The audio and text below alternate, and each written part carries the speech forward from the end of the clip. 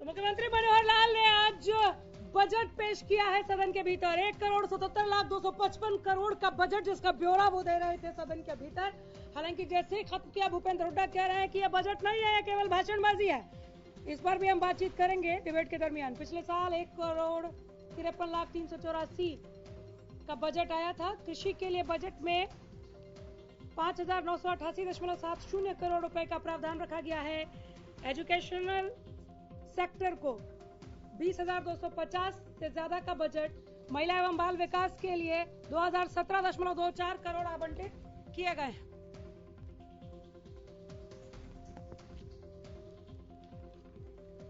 CM ने सुषमा स्वराज पुरस्कार की घोषणा की। मनोहर बजट में जो सरकार की तरफ से कहा जा रहा था कि हर सेक्टर का, हर तबके का इसमें हमने ख्याल रखा है, उसी का ब्यौरा अभी सदन के पटल पर रख रहे थे मुख्यमंत्री मनोहर लाल। विपक्ष ने इसे हालांकि भाषणबाजी करार दिया, कहा यह बजट नहीं है, यह केवल भाषण है। अब इस पर सरकार का क्या रुख रहता है, क्योंकि सरकार लगातार ये कह रही थी कि यह पहली बार होगा हरियाणा के इतिहास में, इससे पहले कभी नहीं हुआ कि बजट पेश करने के बाद भी हम हमारे साथियों की, जो सदन में बैठे हुए हैं, उन सबकी राय को सुनेंगे और जो भी सकारात्मक पहलू हमें लगेगा, जो भी हमें लगेगा कि बहुत ज्यादा जरूरी है, वो हम पहुंचाएंगे। आइए बजट पर पैनल की तरफ आगे बढ़ते हैं और जानते हैं कि इस बजट को लेकर क्या रिएक्शंस, क्या रिस्पांस मिलने हमें शुरू हो रहे हैं। तो पैनल से मिलवाती हूं, हमारे साथ यहाँ पर सत्य प्रताप जी हैं, हेल्थ एक्सपर्ट के तौर पर आप हमारे साथ जुड़े हुए हैं। प्रदीप चौधरी जी हैं, बीजेपी नेता। सत्यवीर डागर, सुखबीर तंवर, प्रवक्ता इनेलो। वीके जैन, सचिव व्यापारी एसोसिएशन से हैं। अजीत यादव, किसान नेता है हमारे साथ। रमाकांत उपाध्याय हैं, वरिष्ठ पत्रकार के तौर पर यहाँ। अजय गुलिया साहब है, प्रवक्ता जेजेपी। ओम प्रकाश यादव हैं, आप किसान नेता हैं। और रचित सतीजा हमारे साथ यहाँ पर पॉलिटिकल एक्सपर्ट के तौर पर जुड़े हुए हैं। एक एक करके हम सभी के पास जाएंगे और जानते हैं कि पॉलिटिकल रिएक्शन क्या है। तो शुरुआत हम करेंगे आपसे, सत्य प्रताप जी, सबसे पहले आपका रिएक्शन क्या? देखिए, बजट जिस हिसाब से होना चाहिए था उस हिसाब से तो नहीं है। मैं हेल्थ सेक्टर से हूँ। हेल्थ सेक्टर के लिए माननीय मुख्यमंत्री जी ने 8,925 करोड़ अलॉट किया है, जो कि बहुत ही कम है। हरियाणा के लिए तो बहुत ही कम है। कितना होना चाहिए? कम से कम 12,000 के आसपास होना चाहिए था। जो बजट दिया है सरकार ने, क्या क्या कम रह जाएगा? काफी चीजें कम रह जाएंगी। जो इन्होंने अभी घोषणाएं की हैं इसमें कि भाई 100 बेडेड हॉस्पिटल देंगे हर एक उपमंडल के अंदर, और सिविल हॉस्पिटल्स को काफी सुविधाएं दी जाएंगी, तो मुझे नहीं लगता कि ये इतना कुछ कर पाएंगे एक साल के अंदर। ठीक है, गुलिया साहब जवाब। नहीं, देखिए अनामिका जी, मैं तो इनकी बात से सहमत नहीं हूँ। इन्होंने जरूर कहा बजट के लिए है। 5 नए मेडिकल कॉलेज हैं। ESIC के अंदर आम आदमी अपना इलाज करा सकता है। ये सारी सुविधाएं आम आदमी के लिए हैं। और देखिए, मैं संतुष्ट हूँ बजट से। और सीधी स्पष्ट बात यह है कि हमारा बजट तो हरियाणा प्रदेश की जनता है। हरियाणा प्रदेश की जनता मुस्कुराएगी तो फायदा है, नहीं मुस्कुराएगी तो नुकसान है। मुझे नहीं लगता कि कोई मुस्कुराए बिना रह सकता है जब ये बजट को पूरी तरह से समझेगा कोई। बजट खत्म करते ही हुड्डा साहब एकदम से उठे, कह रहे भाषणबाजी। नहीं, भूपेंद्र सिंह हुड्डा जी की टीम का तो आपने देख लिया, बिना बिल को पढ़े जब वो विरोध कर सकते हैं, तो ये सोच के देखिए वो एक माइंडसेट के साथ आते हैं कि हमने विरोध करना है। सकारात्मक सोच के साथ राजनीति करते, पहले समझते, उसको निष्कर्ष निकालते, उसके बाद कोई टिप्पणी करते। तो ये तो उनका एक पॉलिटिकल एजेंडा है, जो रघुवीर कादियान जी ने भी बिल्कुल स्पष्ट रूप से दिखा दिया कि बिना जाने, बिना कुछ सोचे समझे वो विरोध करना है, वही कांग्रेस करेगी। तो विरोध करने के लिए विरोध करने उठे थे क्या भूपेंद्र हुड्डा, जो कह रहे थे प्रदीप चौधरी जी कि ये केवल भाषणबाजी कर रहे हैं आप लोग? देखिए, मैं ये कहूंगा कि विपक्ष की जो भूमिका होती है वो सकारात्मक राजनीति के लिए होनी चाहिए। हरियाणा या किसी भी स्टेट के जनता के उत्थान के लिए होना चाहिए। पक्ष हो विपक्ष हो, काम तुम जनता के हित के लिए ही कर रहे हैं। तो विपक्ष का आज काम ये हो गया है कि वो आलोचना करने के लिए करते हैं, क्योंकि वो विपक्ष में बैठे हैं इसलिए उन्होंने आलोचना करनी है। अन्यथा आप देखेंगे इसमें जो 1,77,255 करोड़ के बजट है, ये बहुत समावेशी बजट है। पिछली बार से 1,53,000 करोड़ से इसको बढ़ा के हर सेक्टर को इसमें कवर किया गया है, चाहे वो मजदूर है, महिला है, शिक्षक है, किसान है, सिंचाई व्यवस्था है, खेल युवा का है। मुख्यमंत्री ने अब की बार इसको समावेशी बजट बनाने के लिए वो सार्थक प्रयास किया। इसके लिए पिछले 2 महीने से भाजपा और सरकार कार्यरत थी। विभिन्न वर्गों के साथ 8 अलग अलग बैठकें की गई हैं, विभिन्न वर्गों के साथ इसके अलावा जूम मीटिंगें की गई हैं और सबके सुझाव लिए गए हैं और विपक्ष के सुझाव भी इसमें समाहित किए गए हैं। वो मैं आपको डाटा दे दूंगा कि विपक्ष ने क्या सुझाव दिए थे। नहीं, आप लोगों ने ये भी कहा था, अब बार बार हम पैनल के जरिए भी वो दिखा रहे पहुंचा रहे हैं, ये भी कहा था कि बजट पेश हो जाने के बाद भी अगर आपको लगता है कि इस सेक्टर में इतना होना चाहिए था, वहां थोड़ा कम करके यहाँ ज्यादा कर दो और हमें वो पॉजिटिव लगेगा तो हम वो करने को तैयार हैं। इसका क्या फायदा हुआ? आपको तो भाषणबाज कह रहे हैं। देखिए, मैं पुनः उस बात की पुनरावृत्ति नहीं करूंगा कि विपक्ष का काम आलोचना है, वो आलोचना करने के लिए आलोचना कर रहे हैं और भारतीय जनता पार्टी हमेशा सुझावों के लिए अपने दरवाजे खुले रखती है। किसी भी माध्यम से कोई अच्छा सुझाव हरियाणा के विकास के लिए कोई भी विपक्ष का या सत्ता पक्ष का कोई भी विधायक उस सुझाव को देगा तो उसको समाहित करेंगे। आगे गुंजाइश, सुधार की गुंजाइश हमेशा रहती है, परंतु मैं कहूंगा ये एक सब पूरे वर्ग को साथ लेके चलने वाला बजट है। समाज के हर वर्ग का इसमें ध्यान रखा गया है और इससे अच्छे बजट की हम कल्पना नहीं कर सकते। किसानों को जो दिया, लगता है किसानों की नाराजगी खत्म होगी। कृषि के अंदर मैं अभी डाटा नोट कर रहा था तो 43,086 करोड़ से 5968 करोड़ रुपए ये बढ़ा दिया गया है। काफी हाइक है ये, करीब करीब आप इसमें देखेंगे 1600 करोड़ रुपए की इसमें बजट बढ़ाया गया है कृषि के लिए। और इसके अलावा मैं एक बात बताना चाहूंगा, हमने जो ऊर्जा का बजट है 7162 करोड़ से लेके 7203 करोड़ कर दिया गया है। इसमें 5983 करोड़ रुपए कृषि पंपों पे, जो कृषि होती है, कृषि किसानों के बिल के लिए सब्सिडी दी गई है 5983 करोड़। ये रिकॉर्ड है आज तक के हरियाणा में और किसी भी राज्य में आप इसको बजट से तुलना करेंगे तो ये अपने आप में एक रिकॉर्ड है किसी भी राज्य के। किसान क्या कह रहे हैं इस बजट को सुनने के बाद? ओम प्रकाश जी, देखिए जी, किसानों के लिए काफी अच्छा बजट है। 1600 करोड़ रुपए फालतू दिए हैं तो किसान, मैं तो ये चाहता हूं कि इससे बढ़िया बजट हो नहीं सकता, लेकिन जो बजट दिया है वो पूरा जिसके पास जाना चाहिए, जो सहायता जिस किसान के पास जानी चाहिए वो पूरी तरह से जाए। बीच में जो गैप होता है उस गैप को खत्म किया जाए। और मुख्यमंत्री जी ने सबसे बढ़िया बात यह की है कि मैं पंचायत, अब कौन सा बीच में गैप है? अब तो सीधे डायरेक्ट पेमेंट आती है ना आप लोगों को। है अभी गैप है उसमें, वो हम उस पर तो वो बताइए, बिल्कुल आइए उस पर। ऐसा है कि कई चीजें ऐसी हैं कि किसानों के पास डायरेक्ट जाते हैं। जिन किसानों के पास डायरेक्ट जाते हैं वो उसको खोल ही नहीं पाते। जो ये ऐप वगैरह होती है जो डायरेक्ट है और ये बीच में गड़बड़ होती है, उसको खुलवाने के लिए, उसके लिए जो आपके पास भी होंगे गुलिया साहब, वो थोड़ा सा फर्क है। क्योंकि हमारे अभी जो किसान है वो इतने शिक्षित नहीं है कि डिजिटल में कामयाब हो।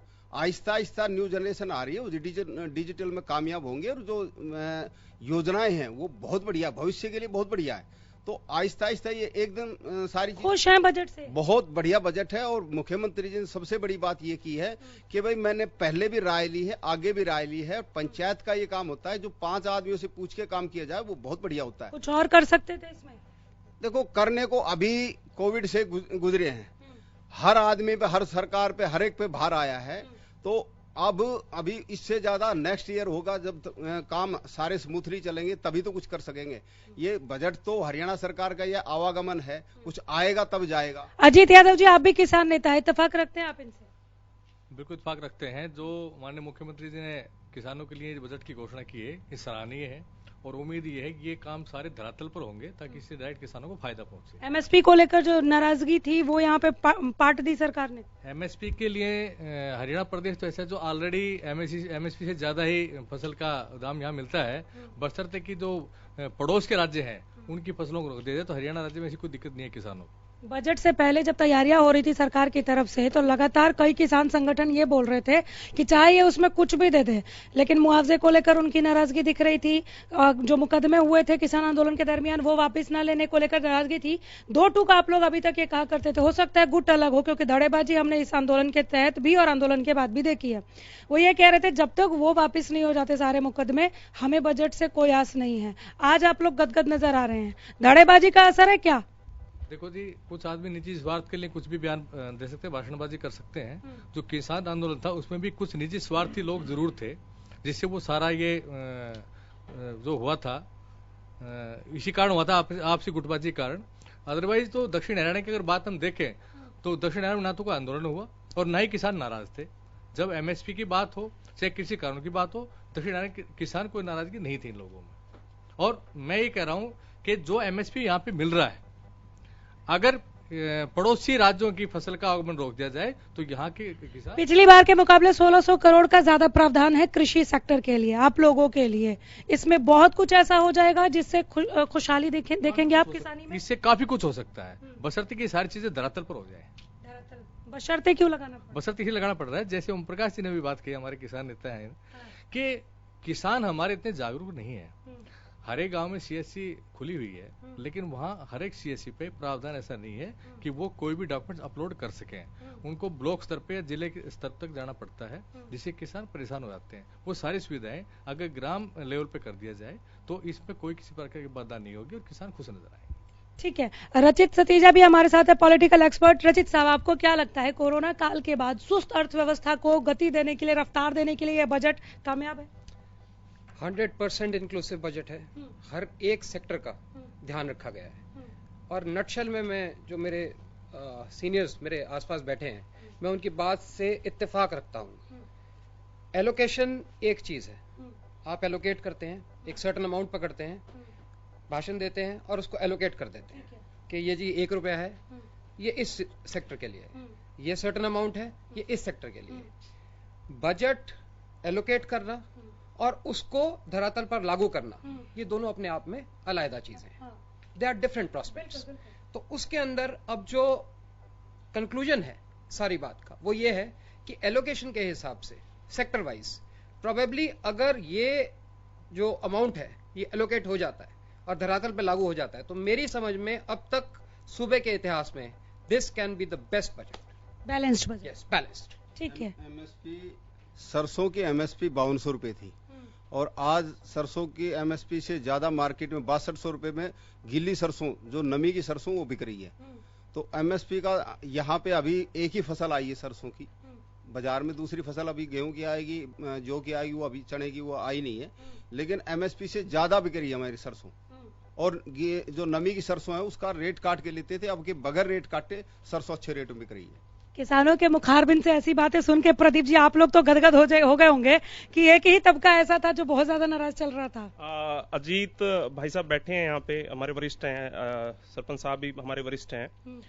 मैं एक बात कहना चाहूंगा कि किसानों के लिए जो बजट आवंटित होता है उसका क्रियान्वयन धरातल पे, इसका एक उत्कृष्ट उदाहरण मैं आपको देने वाला हूँ। प्रधानमंत्री सम्मान निधि के लिए हम 6000 रुपए प्रति वर्ष की राशि किसानों के खातों में करते हैं, ट्रांसफर करते हैं। उसका क्रियान्वयन इतना उत्कृष्ट उदाहरण है कि वो प्रत्येक किसान जो उसका योग्य है, उस किसान का जो उस क्राइटेरिया को पूरा करता है, उसके प्रत्येक के खाते में 6000 रुपए जा रहा है। और इसमें एक और आई कि पीछे कुछ किसानों ने 1250 करोड़ के करीब राशि गलत किसानों के खाते में चली गई, उसको भी ऑडिट में पकड़ा गया, आइडेंटिफाई किया गया और उसकी रिकवरी भी कराई गई 1250 करोड़ रुपए की। तो किसान के लिए आज बड़ी परिवेश बदल रहा है, किसान का बच्चा भी शिक्षित हो रहा है, टेक्निकल एजुकेशन है उनके पास। तो किसान बुजुर्ग हो सकता है पर किसान भी पढ़ा लिखा आ रहा है। सीएससी से भी वो लोग अपने डॉक्यूमेंट्स अपलोड करा रहे हैं और उनके घर में भी लैपटॉप टैब चल रहे हैं, तो वो वहां से भी डॉक्यूमेंट्स अपलोड करा रहे हैं और सरकारी सुविधाओं का लाभ ले रहे हैं। तो ये सरकार ने काफी जागरूक अभियान भी चलाए हैं कि किसान किस प्रकार स्वयं से सरकारी योजनाओं का ज्यादा से ज्यादा लाभ ले सकें। चलिए ठीक है, हमारे साथ और भी बहुत सारे मेहमान पैनल में मौजूद हैं और कांग्रेस प्रवक्ता खालिद चालका हमारे साथ जुड़ गए। खालिद साहब नमस्कार। नमस्कार जी, नमस्कार। कैसा लगा बजट? अभी सब लोगों को सुन रहे थे, सब लोगों को तो ऐसा लगा कि बहुत कुछ अच्छा होने वाला, हरियाणा की तकदीर बदलने वाली है। लेकिन ये लोग हमारे साथी शायद ये नहीं सोच रहे कि 1966 से लेकर 2014-15 तक हरियाणा ने कुल 48 साल में कर्जा कितना था हरियाणा के ऊपर, आपको पता है? 70,931 करोड़। और अभी इन 7 सालों में जो कर्जा हुआ है 1,52,837 करोड़। हाँ। समझ सकते हैं इसको आप? 7 साल वर्सेस 48 साल, ये कर्जा लेकर हरियाणा को कर्ज में दबाया जा रहा है। लोगों को जिनको ऐसा लगता है सब कुछ चमत्कार होने वाला है, तो उनको ये समझने की जरूरत है कि हरियाणा को कर्जे में दबा दिया गया है। और जो ये आंकड़े पेश किए हैं ये मात्र जनता को गुमराह करने आप कहना क्या चाह रहे हैं कि यहाँ जो लोग इस बजट की सराहना कर रहे हैं वो चमत्कार को नमस्कार कर रहे हैं?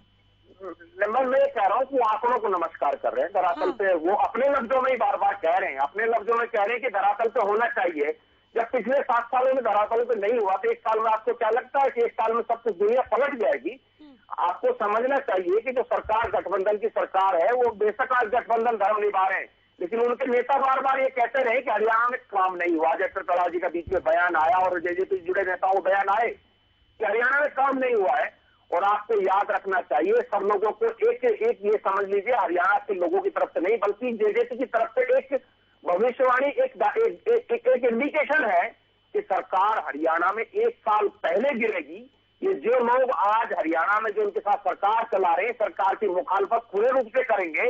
और हरियाणा में जो लोग 10 सीटें भाजपा को गालियां देकर जीत के आए, सरकार का साथ निभाने के लिए बैठे हैं, वो 1 साल पहले छोड़ के जाएंगे और हरियाणा को कर्जे में दबा हुआ छोड़ के जाएंगे। ये आज हम खाली जो है ना उनका एक आंकड़ों को उलट पुलट करके, आंकड़ों को आव फेर करके अगर आपने पेश कर दिया तो आपको ये देखना ही होगा कि करीब 1.5 लाख करोड़ का कर्जा हरियाणा के ऊपर होता है 7 साल में, और 48 सालों में 70,000 करोड़ का खर्चा होता है। तो ये सारी चीजें हैं।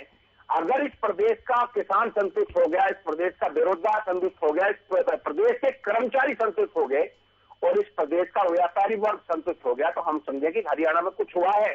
लेकिन आज ऐसा दिखता नहीं अनामिका। आज जहां देखो, व्यापारी को देखो तो व्यापारी सरकार के खिलाफ खड़ा है। अगर युवाओं की बात करें, चाहे बेरोजगारी को लेकर आपने देखा नहीं कितने बड़े लेवल पर किस तरह से नौकरियों में धांधली हुई। जब कोरोना काल चल रहा था, जिस कोरोना को लेकर बार बार चिल्लाया जाता है, आपको क्या लगता है कि सिर्फ हरियाणा में था कोरोना? पूरे देश के अंदर कोरोना था। पूरा देश उससे पूरी दुनिया में कोरोना था। पूरी दुनिया को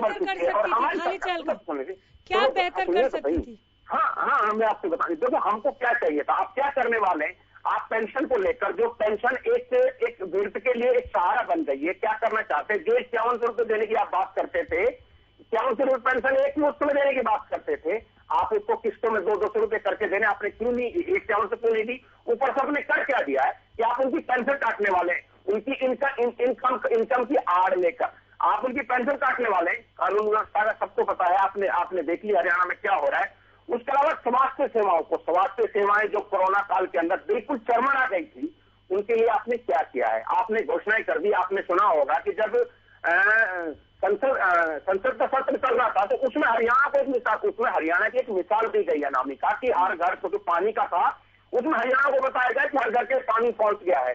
एक बहुत बड़ा झूठ हरियाणा को लेकर संसद में बोला गया वित्त मंत्री के द्वारा, और हम उसको एक्सेप्ट कर रहे हैं। तो हम आंखें मूंद के बैठे हैं। अगर आप बताइए किस गांव में पानी पहुंच गया, तो ये कागजों के आंकड़े हैं। कागजों में आप चेक करते रहिए। कोरोना काल में आपके सरकार से जुड़े लोग शराबबंदी का घोटाला, शराब का घोटाला करते हैं, रजिस्ट्री का घोटाला करते हैं, और नौकरियों की किस तरह से गोली लगी है, आपके बोर्ड में पैसे पाए जाते हैं। आपने अपने आंकड़े तो पेश कर दिए, लेकिन हरियाणा के लोगों को आंकड़ों से नहीं रोका जा सकता। हरियाणा के लोगों को धरातल पे कुछ करके रोका जा सकता है। हमारी उम्मीदें जो थी, हम ये समझते थे किसानों के लिए जो आपने बोझ बढ़ा दिया है कृषि के अंदर, आप उसमें बहुत कुछ करना, आपने आंकड़ा कर दिया कि हमने इतने करोड़ कितने बजट बढ़ा दिया। बजट तो बढ़ा दिया, लेकिन आप उसको धरातल पे उतार दें तो मैं समझता हूं कि इस प्रदेश के जो किसानों के नाम से हरियाणा जाना जाता है, उस प्रदेश के लिए अच्छा होगा। आप रोजगार जो 1 नंबर पे बेरोजगारी को हरियाणा पे आप ले आए हैं, उसमें युवाओं को रोजगार दे दे तो हम समझेंगे कि आपने युवाओं के लिए कुछ कर दिया है। अगर आप चलिए ठीक है, थोड़ी देर के लिए रोकिए, बहुत लंबा पैनल है, मैं फिर आ जाऊंगी, आप बने रहिए हमारे साथ। अभी हम बहुत ज्यादा डिबेट करने वाले हैं। अजय गुलिया आपकी बात का जवाब देना चाह रहे थे, गुलिया साहब। नहीं, देखिए अनामिका जी, मैं एक चीज मानता हूँ, पूरे हरियाणा के किसानों को अगर कुछ मिल जाएगा तब भी संतुष्ट होने वाले लोग नहीं। इनको तो किसान के रूप में रॉबर्ट वाड्रा दिखाई देता है। अगर उसके खाते में कुछ जाता है तो इनको लगता है किसान का भला हुआ। अगर आम हरियाणवी के पास कुछ जाएगा, किसान के खाते में सीधे पैसे जाएंगे। रोजगार की बात कर रहे थे, 200 रोजगार मेले हरियाणा प्रदेश के अंदर लगेंगे। देखिए 10वीं 12वीं के बच्चों को, इनको आपत्ति इस बात से है कि हरियाणवी के पास अगर किताब आ जाएगी, वो पढ़ लिख लेगा तो इनसे सवाल करेगा, इनसे जवाब मांगेगा। इनको आपत्ति इस बात की है। 10वीं 12वीं के बच्चों को टैबलेट मिलेगा। मैं तो मुख्यमंत्री मनोहर लाल की, हरियाणा प्रदेश की सरकार की सराहना करता हूं इस बात के लिए कि डिजिटलाइजेशन की तरफ एक बढ़ता कदम है। 10वीं 12वीं के बच्चों को जब टैबलेट मिलेगा तो वो उससे आगे बढ़ेंगे। जो और देखिए, मैं एक चीज कहता हूं, well beginning is half done. शुरुआत की सरकार ने, ये लोगों ने क्यों नहीं शुरुआत करी कि किसान के खाते में सीधा पैसा जाए? करनी चाहिए थी इनको भी। चलिए ठीक है, Sukhbir Tanwar, well beginning is half done, आप इत्तेफाक रखते हैं बजट पर? आपकी प्रतिक्रिया? नहीं, देखिए, कर्ज लेके घी पीने वाली बात है। जिस प्रकार से आज कर्ज का बोझ है हरियाणा प्रदेश पे, इसके अलावा मैं कहना ये चाहता हूँ, हमें आशा थी कि 2016 में मोदी जी ने कहा था कि किसान की आमदनी 2022 में डबल कर देंगे। उस विषय पे हमें आशा थी कि चलो और प्रदेशों ने किया नहीं किया, हरियाणा प्रदेश से कुछ सकारात्मक कुछ मिलेगा, हरियाणा प्रदेश की सरकार कुछ करेगी, हरियाणा प्रदेश की सरकार नहीं कर पाई। दूसरा विषय था कि 5 साल से ज्यादा हो गया SYL का विषय। आज बजट में SYL निर्णय आ चुका है, हो सकता है कि हमारे पक्ष में जल्दी आ जाए, तो बजट में उसका फिलहाल कोई प्रावधान आज बजट भाषण में दिखाई नहीं दिया। इसके अलावा मुआवजा की भी बात कर रहे थे, इसमें चल रहा था 561 करोड़ रुपए मुआवजा दिया। आज बेहद दुर्भाग्यपूर्ण है, हिसार में मुआवजा दिया 172 करोड़, भिवानी में दिया 127 करोड़ और गुड़गांव को दिया मात्र 10,000 रुपए। ये सोचने के विषय। इसके अलावा आबकारी की भी बात हुई कि जो फैक्ट्रियां हैं हम उनमें CCTV लगाएंगे। देखिए, जिस प्रदेश में कोरोना काल में सरकारी संरक्षण में शराब की तस्करी हुई हो, वहां इस प्रकार के ये कुल मिला के विषय ये है कि सरकार ने अपना जो बताया है, ये जिस प्रकार से सरकार को करना चाहिए था, शिक्षा पे, चिकित्सा पे, अनेक चीजों पे सिर्फ कटौती है। अभी जब किसानों का जिक्र हुआ, खाली चालका ने उसके बाद व्यापारी का जिक्र छेड़ दिया। आ रही हूँ सर, मैं आ रही हूँ, बिल्कुल जवाब के लिए आऊंगी। मैं 10 सेकंड लूंगा आपकी। ये तो वो हिसाब में होता है ना, जमा का सवाल और घटा के तो घटा का सवाल है। इनको कोई समझाने वाला हो। सरकार का रेवेन्यू बढ़ा, एक्साइज डिपार्टमेंट ने सरकार का रेवेन्यू बढ़ा करके दिया, सरकार को इनकम हुई, इसका मतलब आम हरियाणवी को इनकम हुई। तो घोटाला कहाँ हुआ? घोटाला तब होता ना जब हरियाणवी प्रदेश के लोगों के हकों पे डाका डाला जाता, उनके नहीं मुकदमे। अरे CRP CIPC किस लिए होता है? ये पुलिस प्रशासन किस लिए है? कोई गलत करेगा उसके ऊपर कार्रवाई करी सरकार ने। ये तो घटा का सवाल है। मैं तो कहता हूँ SCT का क्या हुआ? SCT का क्या हुआ? SCT में कुछ आया निकल के? जांच में जो सामने आया कितने दिन बाद? 2 साल होने वाले हैं, कितने दिन बाद? छोड़ दो, अपने तरीके से होगी, न्यायालय अपना फैसला लेगा। चलिए ठीक है, कर्ज लेकर घी पीने वाली बात पर हाँ, दो मेहमानों के साथ कांग्रेस और जो इनेलो के मेरे मित्र ने कर्ज लेके घी पीने वाली बात मैंने कही है। वित्त आयोग की स्टैंडर्ड गाइडलाइंस हैं कि आपका ऋण सकल घरेलू उत्पाद का 4% से अधिक नहीं होना चाहिए। अगर आपका जो ग्रोस स्टेट डोमेस्टिक प्रोडक्ट है, उससे अगर आपका टोटल कर्ज 4% से ज्यादा जाता है तो अलार्मिंग सिचुएशन है। हमारा यहाँ पे अभी जो फिस्कल डेफिसिट है वो ओनली 2.8998% है, 2.98% है, जबकि वित्त आयोग कहता है कि ये 3.5% से कम होना चाहिए। माननीय मुख्यमंत्री जी ने आज बोला है कि 2.98% है। तो अगर आमदनी बढ़ रही है तो खर्चे तो बढ़ने लाजमी है। इसके अलावा कांग्रेस के राज में महंगे लोन लिए जाते थे अपने लोगों को फायदा पहुंचाने के लिए। हरियाणा सरकार ने उन लोन्स की महंगे लोन जो खाली जी सुनिएगा, उन जो कांग्रेस सरकार में महंगे ऋण लिए गए थे उनकी रिपेमेंट की है। रिकॉर्ड 4% से कम ब्याज दर पे हरियाणा सरकार ने लोन उठाया है। जो हरियाणा सरकार कांग्रेस के टाइम में महंगे लोन थे उनकी रिपेमेंट की है। तो आज हम जो इंटरेस्ट के तौर पे जो ब्याज भुगतान कर रहे हैं उसमें भी हम पैसा बचा रहे हैं। खालिद जी, इसके जवाब के लिए मैं लौटूंगी आपके पास। आपने व्यापारी का जिक्र किया, हमारे साथ व्यापारी एसोसिएशन सचिव VK जैन साहब भी हैं। जैन साहब, बजट पर आपका रिएक्शन? माननीय मुख्यमंत्री जी की सराहना करते हैं क्योंकि उन्होंने ट्रेड लाइसेंस से मुक्ति दिला दी है। GST रिफंड का अभियान चलाकर 1 महीने के अंदर निपटारा करने की बात कही है। 2017 में वैट खत्म हो गया था, वैट के निपटारा अभी तक नहीं हुआ था, उन्होंने उसको निपटारा करने की बात हुई है। ये बहुत बड़ी बात है। खुश हैं आप? जी। इससे बेहतर हो सकता था? नहीं, कुछ और चाहिए था? नहीं, इससे बेहतर नहीं हो सकता था, मगर चाहिए था। जहाँ कोई ना कोई कोविड काल गया है, पीछे बहुत ज्यादा त्रासदी रही है, बहुत ज्यादा परेशान व्यापारी रहा है, उसे कोई आर्थिक मदद का या कोई पैकेज दिया जा सकता था, जो नहीं दिया गया है। किस पैकेज का मतलब? सब्सिडी या कोई और पैकेज? किस तरह का उम्मीद है? कोई सब्सिडी टाइप की दी जाए, कोई पैकेज दिया जाए जैसे सबको दिया गया। आप लोगों के साथ भी तो बैठक की थी CM साहब ने? की थी, बोला गया। आपने वहाँ नहीं बोला? नहीं, वहाँ नहीं बोला था। वहाँ आप लोगों ने नहीं बोला? वहाँ जो कहा था वो मान ली गई? नहीं, मानी नहीं गई। फिर भी खुश हैं आप? जी। सर, ये कैसे समझे हम इस बात को? इस बात को ऐसे समझे कि जो हमने नहीं मांगा था, फिर भी उन्होंने जो दे दिया, ट्रेड लाइसेंस का दे दिया, GST का दे दिया। क्या क्या मांगी थी आपने बैठक में? क्या क्या मांगा था?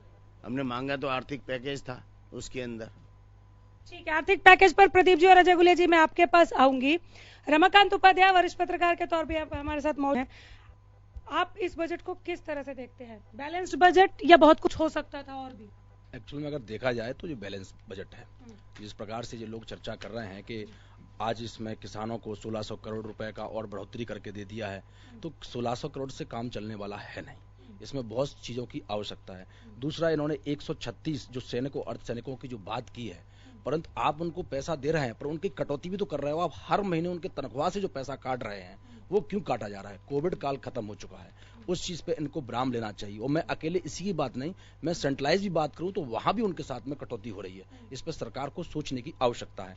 दूसरा, यहाँ पर शिक्षा और स्वास्थ्य की बात है। हाँ ठीक है, स्वास्थ्य पे इस बार हरियाणा सरकार ने जोर दिया है, इसमें कोई दोहराए नहीं है, परंतु अभी ये कितना लागू हो पाएगा आगे, ये क्योंकि हर बार बजट में इस प्रकार की चर्चाएं होती रहती हैं। और ये अपने बजट में स्वास्थ्य को जोर पिछली बार भी इन्होंने दिया, बजट पिछली बार भी बढ़ा के दिया, तो उससे कितना लाभार्थी लोगों को लाभ मिला उससे, ये बड़ी एक गंभीर बात है। इस पर सरकार कतई, और इनके जो पीछे बैकअप में काम करने वाले लोग हैं वो सही जानकारी सरकार तक नहीं पहुंचा रहे हैं, और कहीं ना कहीं भ्रष्टाचार हो रहा है, इसमें कोई दोहराए नहीं है। रही बात मेट्रो की, आप भी गुड़गांव शहर में हैं इस समय, तो गुड़गांव की अगर बात करें, जहां मेट्रो का खत्म हुआ था, आज वो मेट्रो उससे आगे क्यों नहीं बढ़ पाया? सरकार ने आज तक हर बार बजट में बात करती है मेट्रो की, पिछली बार भी बजट में बात किया, आज ये तीसरा बजट है, सरकार क्यों नहीं बढ़ा पा रही है? तो ये कहीं ना कहीं बैलेंस बजट है, खास कोई ऐसा बजट नहीं है जिस पर ज्यादा प्रसन्न हो की आवश्यकता हो कि खुशियां बांटी जाए, लड्डू बांटे जाए, ऐसा कुछ नहीं है, कॉमन बात। आप लड्डू लाए भी नहीं प्रदीप जी? हाँ, लड्डू, मेट्रो पे जवाब दे दीजिए। लड्डू, हाँ मेट्रो पे मैं जवाब देना चाहूंगा। गुरुग्राम शहर बहुत पुराना शहर बसा हुआ है। गुरुग्राम की पुरानी मांग है कि यहाँ पुराने गुरुग्राम के निवासियों को किस प्रकार लाभान्वित किया जाए। इसके लिए हमने पहले डीपीआर बनाई थी, इसकी जो डिटेल प्रोजेक्ट रिपोर्ट थी, इसके रूट 2-3 बार चेंज हो चुके हैं, क्योंकि हम पहले सोच रहे थे अपना डाकखाने के पास से, जो रेलवे रोड के पास से यहाँ ले जाने, तो यहाँ व्यापारियों और निवासियों के मकान टूट रहे थे, दुकानें टूट रही थी, उनका विरोध आ गया। उसको ध्यान में लेते हुए फिर एक और रूट बनाया गया। काफी समग्र विचार विमर्श के बाद एक अभी डिटेल प्रोजेक्ट रिपोर्ट फाइनल हो चुकी है, और आने वाले समय में आपको काम दिखेगा। और क्योंकि कोई भी जन विकास योजना आप क्रियान्वित करते हैं तो उसके लिए पब्लिक का भी हित ध्यान में रखना पड़ता है कि कहीं उससे किसी गरीब का मकान तो नहीं टूट रहा है, कहीं किसी व्यापारी की दुकान तो नहीं टूट रही है। क्योंकि जो व्यापारी सदर बाजार के अंदर 100 साल, 150 साल से, पूर्वजों के टाइम से वो कर रहे हैं, आज हम उनकी दुकानें और शोरूम को मेट्रो के नाम पे तोड़ दे तो ये भी उपयुक्त नहीं होगा। तो इसके लिए चर्चा की गई है, इसलिए थोड़ी देरी हुई है, परंतु बहुत अच्छा काम निकल के आएगा जो भी रूट बनाया मेट्रो। लेकिन हेल्थ एक्सपर्ट से भी जानना यहाँ जरूरी है। थोड़ी सी चर्चा हुई भूमिका में और उसके बाद ज्यादा बात हो नहीं पाई। सत्य प्रताप जी, अभी जिक्र किया हमारे साथ रमाकांत उपाध्याय ने भी कि पीछे की सरकार की जो डिलीवरी है वो ऐसी रही है कि अभी इतना भरोसा नहीं कर सकते कि आप लाए तो माशाल्लाह बहुत अच्छा बजट है हेल्थ के लिए भी, लेकिन आप उसको अमली जमा किस तरह से पहनाएंगे और पूरी तरह पहनाएंगे, इसको लेकर उनको डाउट है। आपको है? देखिए, किसी भी तरीके से जो इनके ऐलान होते हैं, जो इनकी योजनाएं होती हैं, धरातल पर काम नहीं करती हैं। आप आज सर, आप तो एकदम से ही नकार रहे, मतलब सरकार ने कुछ किया ही नहीं है। बिल्कुल, मैं आपको आंकड़े दिखा सकता हूँ। 1, 2, 3, 4 कुछ तो दीजिए, आप शून्य दे रहे हैं। मीडिया जो है ना वो समाज का आईना है, और आप लोग अच्छी तरह से ही जानते हैं कि तभी तो मैं बोल रही हूँ, तभी तो मैं कह रही हूँ, माइनस में मार्किंग भी नहीं हो सकती ना सर, इतना भी नहीं। मैं इनको प्लस भी नहीं दे सकता। मैं इनको प्लस नहीं दे सकता। कोई बात नहीं, आप बोलिए। मैं आपको दिखा सकता हूँ गुड़गांव के जो आंकड़े हैं, कोविड काल के 2 सालों के अंदर जो हुआ है, और गुड़गांव ने बहुत कुछ खोया है। ठीक है, दूसरा क्या है कि अभी जो इन्होंने बजट का पैकेज दिया हरियाणा के लिए, वो सफिशिएंट नहीं है। 2 साल से महामारी से जूझ रहे हैं हम। क्या नहीं लगता कि हेल्थ के लिए कुछ अच्छा करना चाहिए था इनको, या फिर गुड़गांव की जनता को उसके भरोसे पे छोड़ दो? मैं रचित सतीजा आपके पास आ रही हूँ। हेल्थ को लेकर सर आपकी क्या राय है? यहाँ पर सरकार चूक गई क्या, इतनी नाराजगी क्यों? ओवरऑल अगर हेल्थ सेक्टर को आप कंसर्न में लेके चल रहे हैं, तो जो भी आदमी इसके विपक्ष में बोल रहा है वो अकेला हेल्थ को लेकर नहीं बोल रहा है। अब जैसे साहब है, वो कांग्रेस से आए हैं, वो कह रहे हैं कि साहब एलोकेशन नहीं हुई, प्रॉपर एलोकेशन नहीं है, धरातल पर काम नहीं होता। अरे आप एक बारी बजट के टाइम पर पॉलिटिकली न्यूट्रल हो जाएं। विपक्ष से तो मेरी हाथ जोड़कर गुजारिश है, आप बजट के समय पॉलिटिकली न्यूट्रल हो जाएं, और एक बार अगर प्रयास हो सके तो आज के समय पर सारी की सारी सरकार, जहां तक मैं समझ पा रहा हूं, मुख्यमंत्री जी सजेशंस के लिए खुले हुए हैं, दे आर ओपन। आप ये कह रहे हैं कि ये एलोकेशन नहीं हुई जी, ये नहीं हुआ, वो नहीं हुआ। मैं तो केवल कांग्रेसी मित्र से भी जानना चाहता हूं कि आपकी तरफ से ऐसी कौन सी सजेशंस थी हर एक सेक्टर के लिए जो आपने दी और जो पूरी नहीं हुई? बिल्कुल, इस पर बात करनी चाहिए, कांग्रेस को भी बताना चाहिए।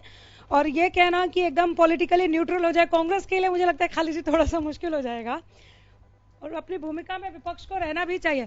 खालिद चहलका, आपको आपकी बात का जवाब मिला क्या? हेल्थ सेक्टर को लेकर भी आपने बात सुनी, आपने रचित सतीजा को भी सुना, पॉलिटिकल एक्सपर्ट है हमारे साथ यहाँ पर। अब बोलिए सर, आप जवाब मिले आपको? देखिए अनामिका, जवाब तो मैंने बताया ना, ये बहुत जल्दबाजी में सरकार की प्रशंसा करने की होड़ है, चाहे गुलिया जी हो चाहे दूसरे लोग हों। और गुलिया जी तो 1 साल पहले छोड़ेंगे तो मैंने पहले बता दिया सरकार का साथ, लेकिन उसका समय इंतजार करना पड़ेगा। लेकिन जहाँ तक बजट को लेकर पक्ष में बोल नहीं, हम तो पढ़ के विरोध और पक्ष में बोल रहे हैं। अरे हुड्डा साहब ने तो बजट सुना नहीं, हुड्डा साहब ने तो बजट सुना भी नहीं, वो खत्म भी नहीं हुआ, उससे पहले विरोध कर दिया। रुकिए तो सही, गुलिया जी ठीक है। अरे सुनिए मेरे भाई, सुनिए तो सही। देखिए एक बहुत ठीक है, बस 1 मिनट टाइम दे दीजिए, 1 मिनट। हम सभी स्टूडियो में हैं, उनके लिए थोड़ा मुश्किल हो जाएगा, प्लीज। हाँ, खाली चल कर बोलिए। अगर मैं आपके साथ होता तो आँख से आँख मिली होती तो अच्छा रहता। एक क्या है कि गुलिया जी, अभी हरियाणा जो किसान आंदोलन था अनामी का, पूरी तरह से हरियाणा और पंजाब के किसान से बहुत ज्यादा प्रभावित थे। हमारे हरियाणा में आप हरियाणा के किसानों के जो मुकदमे उनको वापस लेने की प्रक्रिया पूरी नहीं कर पाए हैं। कांग्रेस पार्टी ने जो किसान इस पूरे आंदोलन के अंदर शहीद हुए, जिनको आप कहते हैं कि आपके लोग और आपके सहयोगी दल कहता है कि लोग तो मरते रहते हैं, हमने उनको 2-2 लाख रुपए पर किसान के घर पहुंचाया और हमने नौकरी देने की मांग उठाई। क्या आपने किया? इस बजट में आपने कुछ कहा उनके लिए? आपने बजट बढ़ा दिया करो में, अच्छी बात है, लेकिन आप कर क्या रहे हैं धरातल पे? सवाल ये है गुलिया जी, आपके सहयोगी सरकार कर क्या रही है? आपने एक वादा करके आए थे गुलिया जी, आप जब आए थे सत्ता में 10 विधायक लेके, तो आपने कहा था कि 51 रुपए कलम के देंगे। आपने कर क्यों नहीं दिया इस बजट में? आपने कहा कि ये बजट का है तो 70 जो इसमें 51 रुपए करवा देना चाहिए था सरकार से, आपको इतना मनवा लेना चाहिए था। आपको जो प्राइवेट सेक्टर की बात है, आप चले जाइए गुड़गांव से आगे, यहाँ से आगे एक जिला आपका बचता है नून, वो हरियाणा का हिस्सा है। आप देखिए उसमें क्या हालत है। 50% स्कूलों में टीचर नहीं है, आधे से ज्यादा स्कूलों में। एक IMT हमने दिया था, यहाँ पे IMT दिया था सोना से आगे कमर की काम है, उस IMT की आज तक आपने एक पत्थर तक नहीं लगा पाए। प्रदीप चौधरी कह रहे हैं आपने महंगे कर्ज भी दिए थे। सुनिए तो सही, प्रदीप चौधरी की बात का भी जवाब दीजिएगा कि आपने महंगे कर्ज भी दिए थे। हमने इस प्रदेश के किसानों को ब्याज मुक्त ऋण भी दिया था, वो भी बताए ना प्रदीप जी। नहीं, आप बता दीजिए, मैं नहीं बोल रही हूँ। वो भी बताइए कि हमने इस प्रदेश के किसानों को ब्याज मुक्त देने की पहल दिया, हमने किया, ये भी आप बता दीजिए। हमने जो इस प्रदेश को नौकरियां, प्रदेश में हमने नौकरियां देखी नहीं कभी, हमारे डिपार्टमेंट में पैसे नहीं मिले पड़े हुए इस तरह आपके इन सरकारों ने एक करके please sir, Pradeep ji please. Board में पैसे पहुंच जाते हैं और आप खुश हो रहे हैं अपने सरकार के काम से, तो ये आपकी दरिया के लिए हम तो सुधार देते हैं। लेकिन हमारी जिम्मेदारी जो अनामिका, देखो हम उसको कहेंगे, हम अंधे होकर अंधभक्ति में नहीं हो सकते कि हम सरकार के, हम प्रदेश के लोगों की आवाज है और रहेंगे। नहीं तो आप गिनाइए ना, कहाँ कमी रह गई वो बताइए आप। रचित सतीजा पूछ रहे हैं आपसे कि आपने क्या सुझाव दिए थे सरकार को और कहाँ सरकार फेल हो गई। हमने करीब 32 सुझाव हमने सरकार को दिए थे, जैसे ज्यादातर 32 सुझाव दिए थे। हमने ये कहा था कि जो कोरोना काल के अंदर जो परिवार शहीद हुए, जिनके बच्चे नाश हो गए, उनको मुआवजे दीजिए। हमने ये कहा था कि आंगनवाड़ी वर्कर्स की जो शिकायत है उनको आप खत्म कीजिए। हमने ये कहा था कि किसानों की जो आज दुगनी करने की बात है, उसी दुगनी करने का प्रावधान कीजिए। हमने ये कहा था कि बेरोजगारी में जो आप हरियाणा को नंबर 1 बनाया है और प्राइवेट सेक्टर को आपने कोर्ट में उलझा दिया है, उसको आप ठीक कीजिए।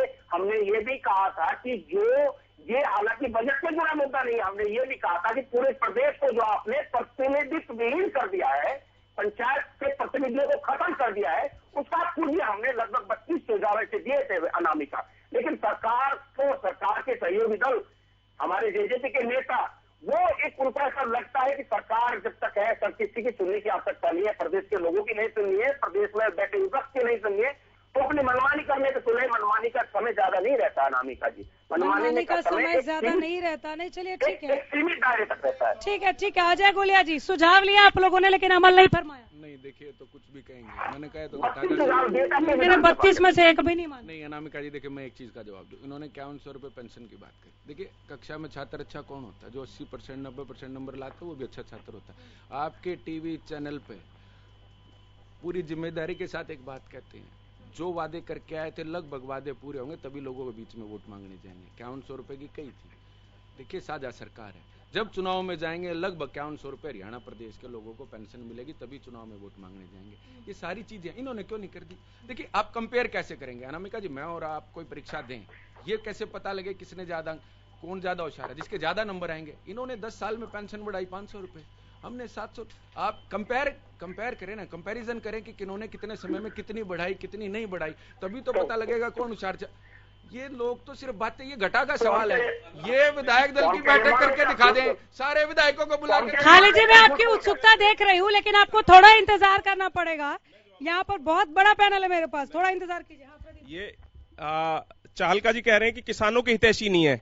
मेरे को याद है जब कांग्रेस के कार्यकाल में किसानों को जो प्राकृतिक आपदा होती थी, 2 रुपए, 5 रुपए, 7 रुपए के चेक मेरे पास रखे हैं, 3 रुपए के चेक रखे हैं। आज आपको दुख हो रहा है क्योंकि हमने पिछले कार्यकाल में 12,000 रुपए का मुआवजा प्रति एकड़ दिया। आज आपको दुख होना लाजमी है क्योंकि हमने हिसार में 15,000 रुपए का प्रति एकड़ का मुआवजा हमने दिया। मैं आपको दिखा दूंगा रिकॉर्ड में, आपको व्हाट्सएप भेज दूंगा, सारा सब रिकॉर्ड में है। इसके अलावा इनका दुख होना लाजमी है। ये किसान हितैषी की बात करते हैं, ये इतने अच्छे किसान हितैषी हैं कि ये राजस्थान में जाके इनके जो कांग्रेस के राष्ट्रीय दामाद हैं वाड्रा जी, वो हरियाणा में भी उन्होंने अनेकों किसानों की जमीन घोटाला करके खाई और वहां पे भी खाई। इन्होंने अशोक गहलोत की जगह सचिन पायलट को सीएम क्यों नहीं बनाया? इन्होंने इसलिए नहीं बनाया क्योंकि वो वाड्रा पे जो जांच चल रही है उसमें हस्तक्षेप करते, वो उस पे जांच को पूरी करते, इसलिए वो वहां पे अशोक गहलोत बने हुए हैं।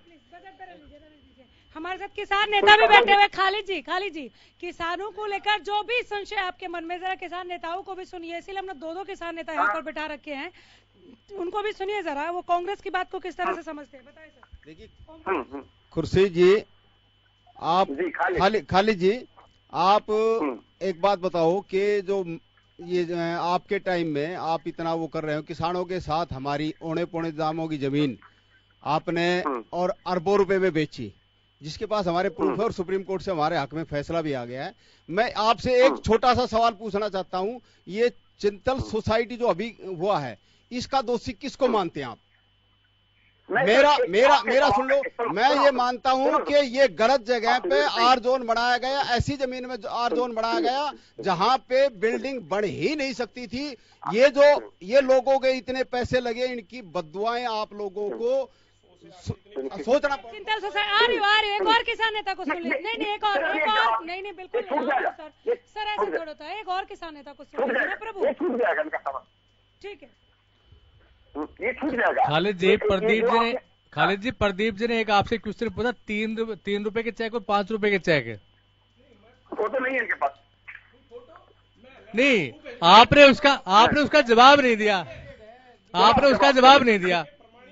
जवाब दे रहा हूँ, क्योंकि 15,000 रुपए का आपको चेक दे दें, कोई दिक्कत नहीं है। सुनिए, अब दोनों, अब सभी लोग सुन लीजिए ना। खालिद जी, ऐसा क्यों लग रहा है कि किसान नाराज नहीं है सरकार से, आप नाराज ज्यादा दिख रहे हैं, और आपकी ये कोशिश यहाँ पर ऐसे, मतलब आपकी बातें ऐसे साउंड कर रही हैं कि किसानों के कंधे पर बंदूक रखकर जैसे चलाने की कोशिश में, तो वो तो मना कर रहे हैं ना, वो खुश है, कमाल करते हैं। देखिए, पीछे जब आंदोलन चल रहा था तो कुछ लोग, सत्ता से जुड़े लोग ये कहते थे अनामिका कि किसान नहीं है, ये राजनेता है। हमें कोई ऐतराज नहीं है, कि किसान भी हो, राजनेता भी हो, हमें कोई ऐतराज नहीं। कांग्रेस पार्टी से गुरेज नहीं करती। अब जो जमीन अधिग्रहण की बात कर रहे हैं, आपको बता देना चाहता हूँ, जब हमने सरकार 2014 में सरकार गई कांग्रेस पार्टी की, तो समय एक दिन लेके आए थे, पूरे देश के अंदर हमने लागू किया था कि किसान अपनी जमीन को अपने मनमाने रेट से अधिकृत करेगा। भाजपा ने आके इसको खत्म करने की कोशिश की, जिसका पूरे हिंदुस्तान में विरोध हुआ। कांग्रेस पार्टी ने उसका विरोध किया, वापिस उसको बिल को लेना पड़ा। भारत की सरकार सुप्रीम कोर्ट में हल्फनामा देती है कि हम किसान को आय दुगनी नहीं कर सकते। अगर हम ऐसा सोचेंगे, अगर ऐसा करने की कोशिश करेंगे, देश की अर्थव्यवस्था गड़बड़ा जाएगी। फिर उसके बाद भारत की सरकार ने राज्य सरकार को चिट्ठी लिखी, अगर कोई भी सरकार एमएसपी पे 1 रुपया भी बोनस देगी, उसके एमएसपी पे खरीद बंद कर दी जाएगी। ये बीजेपी सरकार के किसान हितैषी होने का प्रमाण है। अभी सरकार ने, हरियाणा सरकार ने भी जमीन अधिग्रहण बिल में संशोधन किया है। उसका जवाब देने भाजपा के लोगों को क्यों किया है कि सरकार अपने हिसाब से जमीन को अधिकृत करेगी। ये हमने कहा था कि जमीन अधिकृत होगी तो किसान की मर्जी से होगी, लेकिन अब भाजपा क्या चाहती है कि जमीन अधिकृत होगी तो हमारे बैठे डीएम के आदेश पे होगी, डीएम के हिसाब से होगी, और सरकार में बैठे मंत्रियों और संतरियों के हिसाब से होगी। आपने व्यापारी का जिक्र किया, यहाँ पर हमारे साथ वीके जैन साहब है जो कह रहे हैं कि जो हमने सुझाव दिए थे उससे ज्यादा दिया, इसलिए खुश हूँ। वो एक आर्थिक पैकेज की हालांकि उम्मीद रख रहे हैं अभी भी कि थोड़ा वहां पर भी कुछ सरकार कर देती तो और नहले पे दहला हो जाता, लेकिन व्यापारी तो खुश है। नहीं, ऐसा देखिए, आज बजट पेश हुआ है और अभी अगर ऐसा लगता है कि मैंने पहले भी कहा कि दुनिया पलट गई, ऐसा नहीं है। हाँ। ऐसा नहीं है कि दुनिया पलट गई है। हाँ। तो फिर आपने ये तो आप पे भी लागू होता है ना सर, अभी तो बजट आया ही है। बजट हम सरकार की मंशा हम क्या देख रहे हैं पिछले 6-7 सालों से, क्या देख रहे हैं? आपने क्या आपने क्या दिया बजट में लेके आए, उसके बाद आपकी जियो की कोई स्थिति बनी रहती है, आप कागजों के आंकड़ों में फंसा के चले जाते हैं हरियाणा को, और फिर कुछ लोग तारीफ करते हैं। ये तो कोई तरीका नहीं है। आप प्रदेश कौन लोग तारीफ करते हैं? लोगों के लिए कुछ करिए। कौन लोग तारीफ करते हैं? नहीं, आपने क्या कहा? नहीं, आप रिपीट कीजिए। Will you please repeat? नहीं है, हमें कोई ऐतराज नहीं है, अगर किसान है और कौन लोग तारीफ करते हैं? कौन लोग तारीफ करते हैं? हमें कोई ऐतराज नहीं है। ये आंकड़ों की जादूगरी दिखा के चले जाते हैं, और कौन लोग तारीफ करते हैं? किसको क्या कहा सर आपने? मैंने कहा ना, हमें कोई ऐतराज नहीं है। अगर कोई किसान है, राजनेता है, तो हमें कोई ऐतराज नहीं है। हमें खुद से इस बात आप रिपीट नहीं करेंगे सर, आपने बात ही ऐसी कही। आ जाए गोलियां। सरकार और सरकार से जुड़े लोगों की तारीफ। देखिए खालिद जी, अब मेरी बात सुने। झज्जर के अंदर बेरी के अंदर एक 2 रुपए का एक्सिस बैंक का चेक 2011 में कांग्रेस की तरफ से सत्यनारायण सन ऑफ हरि सिंह को दिया गया। 3 रुपए का cheque Tekchand ji son of Bhim Singh. ये सारे रिकॉर्ड हैं, आप इसको झुठला नहीं सकते। आप एक चीज समझ के देखिए, 2 या 3 रुपए देने वाले लोग किसान हितैषी और 7,000 और 12,000 रुपए देने वाले लोग किसान विरोधी। ये तो तय हरियाणा प्रदेश की जनता को करना है, या खाली चहलका जी को तय करना है कि 2 रुपए ज्यादा होते हैं कि 7,000 ज्यादा होते हैं, 3 रुपए ज्यादा होते हैं कि 12,000 रुपए ज्यादा होते हैं। ये तो तय हरियाणा। ठीक है प्रदीप जी, जल्दी जवाब दीजिए सुखबीर तंवर के पास। आज बजट की तारीफ 135 करोड़ की जनता करती है भारतीय जनता पार्टी के लिए। हरियाणा की जनता जनार्दन 2.5 करोड़ की जनता बजट की तारीफ करती है। आप कह रहे हैं तारीफ कौन करती है? हमारे लिए जनता जनार्दन की सेवा ही सर्वोपरि है। हमारे यहाँ सेक्टरों की बंदरबाट नहीं होती, जिस प्रकार आप 2004 में सत्ता में आए और आपने जो द्वारका एक्सप्रेस वे पे लहलाता हुआ आपने ऐसी जमीनों में सेक्टर काट दिए नेताओं के लिए कि आप वहां पे आपने आपकी रेजिडेंशियल नीतियां इतनी घटिया हैं कि आज ग्रुप हाउसिंग सोसाइटियां बन गई हैं, उनके लिए रास्ते नहीं है, क्योंकि इनकी सरकार नीति बना के गई थी कि हम 60 मीटर से नीचे रोड एक्वायर नहीं करेंगे, जबकि ग्रुप हाउसिंग पे 24 मीटर का रोड लगता है। इन्होंने उसका प्रावधान किया ही नहीं। आज इनके जो भरे हुए गड्ढे हैं, चाहे वो चिंतल सोसाइटी है, चाहे एनबीसी से कोई भी सोसाइटी के जो वो है इनके घपले, उनको हम भर रहे हैं, उन पे संशोधन हम कर रहे हैं, उन पे 24 मीटर पे जवाब नहीं दिया खालिद जी ने। हालांकि तंवर साहब देखिए, निसंदेह कर्ज लेकर कर्ज उतारेंगे। चौधरी देवीलाल एक बात कहा करते थे, हर हाथ रोजगार भरपेट रोटी, बाकी सब बात खोटी। आज निश्चित तौर पे हरियाणा प्रदेश बेरोजगारी में नंबर 1 है और महंगाई में भी जो आंकड़े हैं वो नंबर 1 है। इससे ये बात साबित हो जाती है कि ये कर क्या रहे हैं और दिखा क्या रहे हैं। अभी चेक की 2-3-5 रुपए की बड़ी बात चली। मैंने अपने प्रथम वक्तव्य में भी कहा, हमारे गुड़गांव से ही साथी बैठे हैं, कम से कम इनको तो ये आवाज कम से कम उठानी चाहिए। इस हरियाणा प्रदेश में गुड़गांव जिले को जहाँ 571 करोड़ रुपए का आवंटन हुआ मुआवजे के नाम पे, वहां मात्र 10,000। कम से कम आप बैठे हो, आपकी जिम्मेदारी बनती है समाज के प्रति, किसानों के प्रति, आप किसानों के प्रतिनिधि के तौर पे आए हैं, आपको ये आवाज उठानी चाहिए। मैं आ जाऊंगी। रमाकांत उपाध्याय, व्यापारियों के आर्थिक पैकेज पर भी अभी तक कोई जवाब मिला नहीं है। हालांकि वो खुश है कि ठीक है, मांगा था उसे ज्यादा दिया, लेकिन थोड़ा आर्थिक पैकेज भी मिल जाता। और आपने कांग्रेस को भी सुना, आपको क्या दिख रहा है? विरोध करने के लिए विरोध, या जो पहले की डिलीवरी देखी है सरकार की उसके बाद इस तरह की नाराजगी है? नहीं, विरोध तो इससे नहीं कहेंगे। विपक्ष का अपना काम है अपनी बात को रखना, और इन्हें विपक्ष की बात को भी सुनना चाहिए। अब रहा सवाल, यहाँ पर किसान के बैठे हुए नेता हैं जो इस बात कह रहे हैं, और भी किसान हैं। अगर किसानों में अगर खुशहाली होती तो आंदोलन क्यों छिड़ते? आज वो रोडों पे क्यों आते? आज भी वही समस्या है कि कहीं ना कहीं आज भी किसान ये कह रहे हैं कि हमारे साथ विश्वासघात हो रहा है।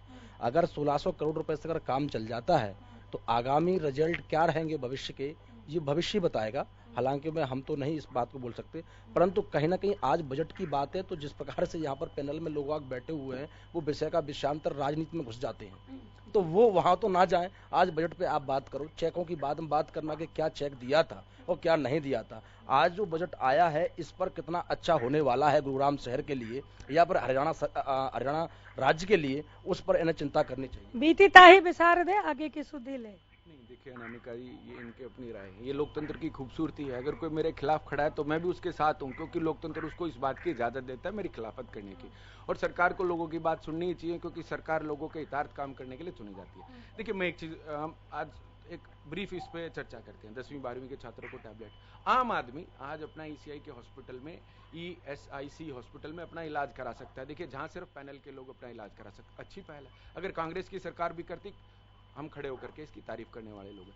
200 रोजगार मेले लगेंगे, 1100 खेल नर्सरी हरियाणा प्रदेश के अंदर होंगी, 5 मेडिकल कॉलेज पलवल, चरखी दादरी, पंचकुला, फतेहाबाद को मिलने वाले, अच्छी बात है। बाल विकास के लिए 2017 करोड़, अच्छी बात है। स्पोर्ट्स के लिए और यूथ के लिए 540 करोड़ रुपए, 3 नए गर्ल्स हॉस्टल बनेंगे। देखिए कुछ लोगों को आपत्ति इस बात से है कि हरियाणा प्रदेश के लोग पढ़ जाएंगे, इनके हाथ में किताब होगी तो अपना अधिकार मांगेंगे, अपना हक मांगेंगे, इनको आपत्ति। उनको क्यों आपत्ति होगी? वो अपने वक्त में भी शिक्षा के हक की बात करते थे। नहीं करते थे, किया क्या? देखिए किया क्या आपने? देखिए कह देने से कुछ नहीं होता। मूर्ख वो नहीं जो जानता नहीं, मूर्ख वो है जो जानता है पर मानता नहीं। इन लोगों ने किया क्या? रिजल्ट मैटर करते हैं। आपने नहीं, रिजल्ट इन्होंने क्या दिया? आज अगर 500 नए संस्कृति स्कूल हरियाणा प्रदेश के अंदर खुल रहे हैं तो इसकी तारीफ होनी चाहिए। अगर ये काम कांग्रेस ने भी किया होता तो हम खड़े होकर के तारीफ करने वाले लोग हैं। देखिए 2 प्रकार की राजनीति होती है, एक कंस्ट्रक्टिव, एक डिस्ट्रक्टिव।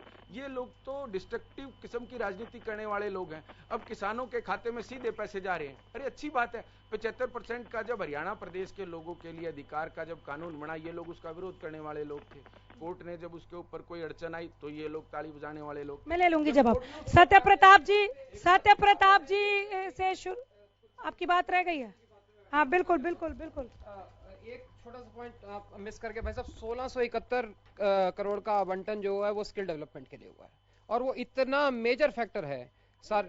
मैं बिल्कुल, और इसमें मैं एक बात ऐड करना चाहता हूँ कि बहुत सी बातें हम लोगों ने आपस में बैठ के की, सरकार ने ये नहीं किया, सरकार ने वो नहीं किया। अगर इस 1671 करोड़ के साथ, स्किल डेवलपमेंट के बजट के साथ, इंडस्ट्री कोऑपरेट करे, इंडस्ट्री अपनी स्किल डेवलपमेंट को स्पेसिफिक कर दे। जैसे मैं पानीपत से आता हूं, पानीपत के टेक्सटाइल सेक्टर से आता हूं, टेक्सटाइल सेक्टर की स्किल डेवलपमेंट की अपनी रिक्वायरमेंट्स हैं। अगर इंडस्ट्री के साथ गवर्नमेंट पीपीपी मॉडल पे आती है आने वाले दिनों में, तो मैं आज आपको बताता हूं कि जिस ढर्रे पे सरकार चल रही है, स्किल डेवलपमेंट प्रोग्राम हरियाणा में इंडिया में सबसे टॉप क्लास होगा, ये मेरा मानना है।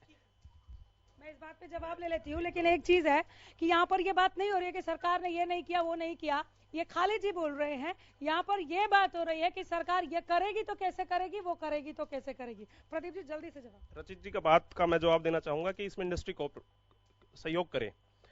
इस मांग को मद्देनजर रखते हुए माननीय मुख्यमंत्री जी ने आज 3 फंड हरियाणा के इतिहास में ऐतिहासिक घोषणा की है। उन्होंने एक क्लाइमेट चेंज फंड लिया है, एनवायरमेंट ग्लोबल वार्मिंग को देखते हुए उसके फंड की स्थापना की है। एक रिसर्च एंड डेवलपमेंट फंड की स्थापना की है। हमारी कॉलेजेस, यूनिवर्सिटीज, जितने भी हमारे एंटरप्रेन्योर्स हैं, यूनिकॉर्न्स कंपनी, स्टार्टअप्स हैं, उनके अंदर अनुसंधान ज्यादा से ज्यादा बढ़े, ज्यादा से ज्यादा आविष्कार इधर आए। क्यों ट्विटर, फेसबुक अमेरिका से या वेस्टर्न कंट्री से आते हैं, हमारी तरफ से भी इस तरह के आए। तीसरा उन्होंने रखा है वेंचर कैपिटल फंड। कोई भी नया उद्यमी उद्यम लगाना चाहता है, उसके लिए सीड कैपिटल जो निर्धारित एक पूंजी होती है व्यवसाय को शुरू करने के लिए, उसके लिए वेंचर कैपिटल फंड इतिहास में पहली बार शुरू किया गया है। इसके अलावा महिला सशक्तिकरण को ध्यान में रखते हुए जिन महिलाओं की 5 लाख तक की आय है, उनको 3 लाख तक का पूंजी मिलेगी और 7% का जो उनका ब्याज है उसको महिला विकास मंत्रालय देगा।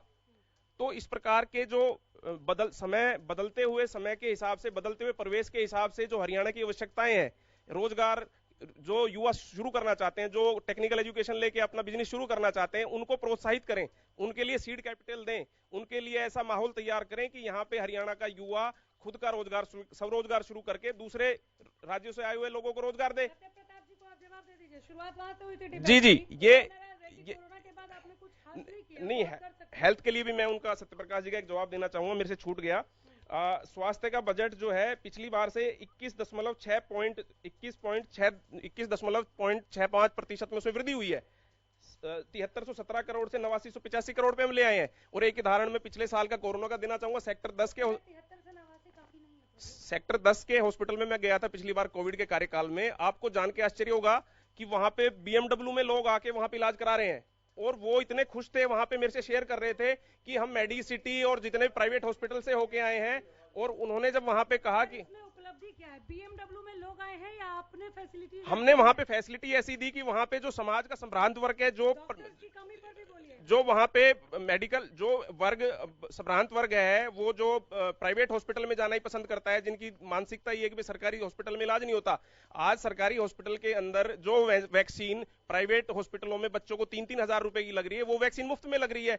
और हमारी आंगनबाड़ी कार्यकर्ता घर घर जाके वो पिला रही है। आप इसको देखिए। कार्यकर्ताओं पर आ जाऊंगी मैं बाद में। ठीक है रमाकांत। मेरा ये कहना है, ये कह रहे हैं कि BMW सेक्टर 10 के बाहर आई, हॉस्पिटल के बाहर, ये देख रहे थे वहाँ पे। इस प्रकार का झूठ बोलना ऊपर से नीचे तक इन लोगों का काम है, परंतु धरातल पर क्या आप काम कर रहे हैं? जनता मरती रही कोरोना के अंदर, ऑक्सीजन के लिए चिल्लाती रही, आपने उस समय क्या किया? आप कहाँ थे? नंबर एक बात। दूसरी बात, जिस प्रकार से भाई साहब बार बार कहते हैं कि ये चाहते नहीं कि कांग्रेस वाले कि इनको पढ़ाना, अरे आपकी सरकार इतने समय से चल रही है, आप पढ़ाओ ना, आपका कितना कर्तव्य है उसमें। रहा सवाल, आप उस क्षेत्र से बिलोंग करते हैं, हम दक्षिण हरियाणा के अंदर बैठे हुए हैं, यहाँ पर वही नेता लगातार बनते आ रहे हैं। आज वो बैठे हैं, उन्हीं के पिता और दादा कहते थे, मैं खुलेआम कहता हूँ आपके मन से, कि वो ये कहते थे कि ये लोग पढ़ेंगे नहीं तो हम बने रहेंगे सरकार के अंदर, और इनकी सरकार के अंदर बैठे हुए हैं वो लोग। आप इनसे ही पूछिए। बहुत बड़ी बात कह रहे हैं, इस पर मैं आ जाऊंगी, लेकिन पहले आपको जवाब मिला कि नहीं सत्य प्रताप जी? नहीं मैडम, मुझे जवाब नहीं मिला। मैं तो प्रदीप जी से सवाल करना चाह रहा था, और किया भी है, कि जो लोग, अगर इतना ही अच्छा हमारा इंफ्रास्ट्रक्चर था तो वो लोग पेड़ के नीचे क्यों मर गए? सब कुछ हमारे गुड़गांव के अंदर था तो वो लोग पेड़ के नीचे क्यों मर गए? वो लोग जिंदा आए और स्टेचर पर। उनके पास जवाब है कि 73 से 89 कर दिया हेल्थ का। नहीं, इससे कोई फर्क नहीं पड़ा। 73 से 89 करने से कोई फर्क नहीं पड़ा। आप मुझे दिखाइए धरातल पर कर क्या रहे हो आप? हेल्थ के लिए क्या कर रहे हो? गुड़गांव की जनता के लिए क्या कर रहे हो, या हरियाणा की जनता के लिए क्या कर रहे हो आप? पहले इनका जवाब दीजिए, फिर रमाकांत उपाध्याय का आप जवाब दीजिए। नहीं, देखिए उपाध्याय जी ने बहुत अच्छी बात की। ऑक्सीजन की कमी हुई, शायद इस बात को स्वीकार भी करते हैं। हॉस्पिटलों में लोग परेशान भी हो, इस बात को स्वीकार करते हैं। देखिए, कुछ चीज़ें अनएक्सपेक्टेड होती हैं। किसी को कोई एक्सपेक्टेड नहीं था कि कोरोना आ जाएगा और इतने लोगों को अपनी चपेट में ले लेगा। सरकार ने तैयारियां भी करी, और ना सिर्फ अपितु हरियाणा प्रदेश की साझा सरकार ने, बल्कि और कांग्रेस की सरकारों ने भी काम करा लोगों के लिए, जान बचाने के लिए। सारे देश ने। मुझे लगता है उनका बेसिक सवाल ये नहीं है, सवाल ये कि उससे आपने कितना सीखा। उसके बाद भी 73 से आप 89 लेकर आए, क्या आपको लगता है कि उतने में आप उन सारी कमियों को पूरा कर लेंगे? आ रही हूँ सर, आ रही हूँ। गरीब का फ्री में इलाज होना, जो पैनल पे लोग होते थे सिर्फ उनका इलाज होता था, ये सारी सुविधाएं ना एक अच्छा कदम है। अब देखिए, मैं तो एक चीज और मिस कर रहे हैं कि जो प्राइवेट मेडिकल कॉलेज होंगे वहां भी आधे छात्र तो उस फीस में पढ़ेंगे जो गवर्नमेंट कॉलेज में है। तो देखिए, लोगों के लिए जितने ज्यादा डॉक्टर बन करके आएंगे, हरियाणा प्रदेश की सेवा करेंगे, भारतवर्ष की सेवा करेंगे, ये अच्छी चीजें। हाँ, कमियां रही कुछ, उस बात को भी स्वीकार करते हैं, और सभी ने मिलकर काम किया। ये नहीं कि सिर्फ हरियाणा प्रदेश की सरकार। आप आज यहाँ पर चूंकि बजट अनाउंस हो चुकी है, आपकी सरकार बजट अनाउंस कर चुकी है, यहाँ आप डंके की चोट पर ये कह सकते हैं कि हेल्थ सेक्टर के लिए जो बजट लाए हैं वो काफी है? नहीं, बहुत बढ़िया है। 5 मेडिकल कॉलेज बनेंगे तो क्या अकेला मेरा को फायदा होगा? हरियाणा प्रदेश के लोगों को फायदा होगा, रोना भी चाहिए, क्योंकि सरकार जो है वो जनता के हितार्थ काम करने के लिए लोग चुनते हैं। 5 मेडिकल कॉलेज बनेंगे, लोगों का फ्री इलाज होगा, लोगों को इंश्योरेंस का। ठीक है जैन साहब, हेल्थ के लिए आपको बजट काफी लगता है? काफी ज्यादा है। जैसे कि पीछे कमियां रही हैं, उसी को देखते हुए बजट बढ़ाया गया है। आगे जब होगा इसकी इम्प्लीमेंटेशन, जब भी तो पता लगेगा। अभी हम कैसे एक्सपेक्ट कर सकते हैं कि ये धरातल पे नहीं होगा, ये नहीं होगा, ये नहीं होगा? पहले उसको काम तो करवाइए। काम करवाएंगे जब हम इसका एनालिसिस कर पाएंगे कि हुआ क्या नहीं हुआ। इसीलिए बजट बढ़ाया गया है। कमियां रही हैं, अगर कमियां ना रहती तो बजट नहीं बढ़ाते। पिछले 3 साल से सिविल हॉस्पिटल गुरुग्राम का पिछले 3 साल से बंद पड़ा हुआ है। अगर वो 2 साल के अंदर ऑप्शनल कर दिया जाता, कितने लोगों की जान बचती? बजट तो अलॉट कर दिया, बट कितने आप धरातल पर उसको कितना इम्प्लीमेंट? लगातार ये तीसरी डिबेट है जब उसे ऑप्शनल किए जाने को लेकर सवाल उठ रहा है। प्रदीप जी, मैं आऊंगी। देखिए, स्वास्थ्य बड़ा विषय है, और इसकी कलई उस वक्त खुल जाती है गुड़गांव में जितनी जनसंख्या और जिस प्रकार से यहाँ स्वास्थ्य का प्रबंधन है, जो अभी इस बारे में जो बात कर रहे थे। दूसरी बात, अभी कौशल विकास की बात चल रही थी, उसका मैं खुद साक्षी हूँ। एक ट्रेनिंग हुई 45 दिन की, जो कौशल और उस बात की कर रहे हैं, और उसको नाम दिया जैविक खेती का, और मैं उसमें प्रतिभागी था। 45वें दिन जब परीक्षा हुई तो वो लैपटॉप पे परीक्षा हुई, और उसमें कहा कि नहीं, ये तो फ्लोरिकल्चर पे करनी है, और सारे उसके सवाल के जवाब बता दिए। ये इस प्रकार का तकनीकी कौशल कर रहे हैं। इन चीजों से बाज आना चाहिए, धरातल पे काम करें। गुड़गांव का जो स्वास्थ्य का जो ये बहुत बड़ा आरोप है प्रदीप जी। सारे के नहीं, दूसरी बात ये है कि गुड़गांव सबसे ज्यादा इनकम जनरेट करने वाला जिला है, और आज जब गुड़गांव का जो शिक्षा का हिसाब है जो स्वास्थ्य का, वो अपने आप में एक बहुत बड़ा उदाहरण है। आप मान क्यों नहीं रहे? सारे जो सही बात कर रहे हैं उनके पीछे पड़े हुए। हकीकत ये है कि स्वास्थ्य का पूरे गुड़गांव, पूरे हरियाणा का प्रतिबिंब है, और स्वास्थ्य के ऊपर जो बढ़ा हुआ बजट है वो बिल्कुल भी उचित नहीं है। रमाकांत उपाध्याय का बात का जवाब आप दोनों से चाहिए कि आप लोग ये कहा करते थे कि अगर ये नहीं पढ़ेंगे तभी बने रहेंगे। नहीं, देखिए, वो जिनकी जैसी जिसकी सोच है, और जो इस दक्षिण हरियाणा के लोग हैं तो उनने देखना है कि आपने पढ़ना है कि नहीं पढ़ना है, किसके ने क्या बयान दिया, मैं उस बारे में नहीं जाना चाहता। जो आप देंगे जवाब रमाकांत उपाध्याय? नहीं, देखिए अनामिका जी, मैं तो कहता हूँ अगर किसी ने कहा है तो बिल्कुल गलत कहा है। ऐसे लोगों को तो जनता को जवाब देना चाहिए, उनको दोबारा उस सदन में नहीं भेजना चाहिए जो उनके बारे में ऐसी सोच रखते हैं। तो ये तो जवाब हरियाणा प्रदेश की जनता को, उस क्षेत्र के लोगों को उनको देना चाहिए, जो लोग उनके बारे में, उनके विकास के लिए, उनकी प्रगति के लिए लोग उनको चुनते हैं। अगर वो उनके बारे में ऐसी सोच रखते हैं तो ऐसे लोगों को दोबारा उस सदन में भेजने का वो लोग काम ना करें, चाहे वो कोई भी हो, किसी भी राजनीतिक। चलिए, ठीक है। छोटा सा पॉइंट और प्लीज। एक दूसरा उदाहरण ये भी है, गुड़गांव सबसे ज्यादा रोजगार सृजित करने वाला जिला है, और यहाँ भारतीय जनता पार्टी के प्रवक्ता बैठे हैं और भाई जनता पार्टी के प्रवक्ता भी बैठे हैं। पिछले 5 साल में, चलो हम कांग्रेस के राज को छोड़ भी दें, पिछले 5 साल में और विगत के 2-2.5 साल में आखिर जो तकनीकी संस्थान सरकारी एक भी खुला हो तो बता दो। कौशल रोजगार और हेल्थ पर बात जल्दी से खत्म करते हैं, उससे पहले हम जरा किसानों से भी राय ले लें। कौशल रोजगार और हेल्थ पर, हेल्थ सेक्टर का जो बजट है आपको लग रहा है काफी है? वैसे जी हेल्थ सेक्टर से पहले मैं तवार हमारे वरिष्ठ कार्यकर्ता है इनेलो के, इनको एक जवाब दिया। उन्होंने कहा भाई आप किसान प्रतिनिधि होने के नाते यहाँ बैठे हैं और आपने जहाँ 10,000 मुआवजा मिला उसके बारे में कोई बात नहीं उठाई, इसको उठानी चाहिए। मैं अपने वरिष्ठ साथी से पूछना चाहता हूँ, पिछले भारतीय जनता पार्टी की सरकार के कार्यकाल में अकेले पटौदी फरनगर क्षेत्र को, पटौदी विधानसभा में 125 करोड़ रुपए का मुआवजा दिया गया, वो दिखाई नहीं दिया इनको। आज अगर नुकसान था या नुकसान हो तो यहाँ के लोगों को मुआवजा मिलेगा। उस टाइम पटौदी क्षेत्र में नुकसान हुआ था, उनको मुआवजा मिला था। यहाँ जब नुकसान हुआ ही नहीं तो मुआवजे की बात ही नहीं उठनी चाहिए। जहाँ हिसार में मुआवजा नुकसान हुआ, हाँ मुआवजा दिया गया। तो ठीक है, गिरदावरी हो चुकी है सर, हेल्थ के बजट। देखिए आज अफसर 24 घंटे लंबा गिरदावरी करवा रहे हैं। देखिए स्पेशल गिरदावरी किस कंडीशन पे होगी? लेकिन आप मानेंगे नहीं, स्पेशल गिरदावरी की कंडीशन है जब सरकार को लगा कि नुकसान हुआ तभी स्पेशल गिरदावरी हुई, मुआवजा मिलेगा। स्पेशल गिरदावरी होना अपने आप में प्रूव करता है कि लोगों को मुआवजे के हकदार है, उनको मिलेगा। ठीक है, ठीक है। तो इस डिबेट में अभी काफी गहमा-गहमी शुरू हो गई है। इससे पहले कि स्पेशल गिरदावरी को यहाँ पर ये अपने चर्चा में शामिल रखे और जैसे ही शांत होते हैं मैं लौट आऊंगी एक छोटे से ब्रेक के बाद।